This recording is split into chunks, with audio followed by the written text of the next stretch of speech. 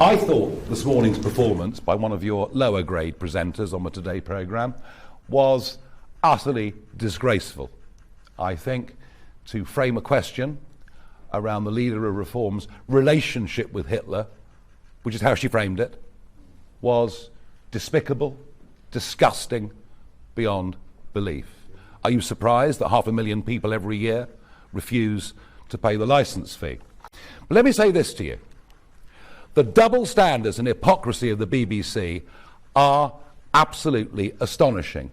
At the time I was alleged to have made these remarks, one of your most popular weekly shows was the Black and White Minstrels, right? The BBC were very happy to use blackface.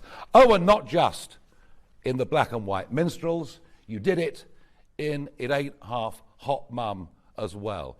And what about Alf Garnett? Do you remember what he called Marigold? Do you remember the word he used to describe Marigold on not live, but on primetime national TV? I better not repeat the word, otherwise you'll all use it and say that I used it. Homophobia? It ain't half hot, Mum. Are you being served? Oh, and what about Bernard Manning? Perfectly happy at exactly the same time for Bernard Manning to appear on primetime national BBC comedy, telling jokes for which these days you'd probably get a knock at the door from our thought police and perhaps get a 31-month prison sentence. I cannot put up with the double standards of the BBC about what I'm alleged to have said 49 years ago and what you were putting out on mainstream content. So I want an apology from the BBC for virtually everything you did throughout the 1970s and 80s. And I will respond to your direct question. I've received many letters over the course of the last few days from people that I was at school with. This one I think is particularly relevant.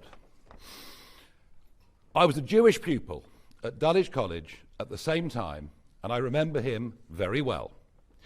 While there was plenty of macho, tongue-in-cheek schoolboy banter, it was humour.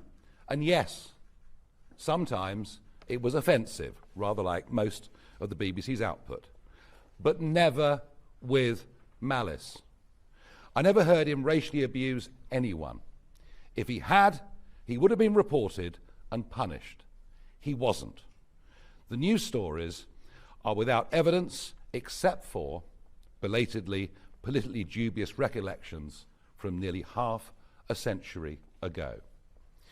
Back in the 1970s, the culture was very different.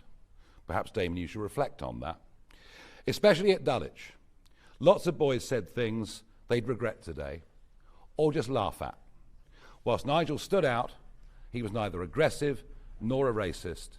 If I can help in any way, let me know. And I've had plenty of those messages over the course of the last few days, and I'm sick to death of the double standards and hypocrisy, above all, of your organisation. And what happened on the Today programme this morning was a complete bloody disgrace. Next, Sam Coates from Sky News. No, I'm done with you, thank you.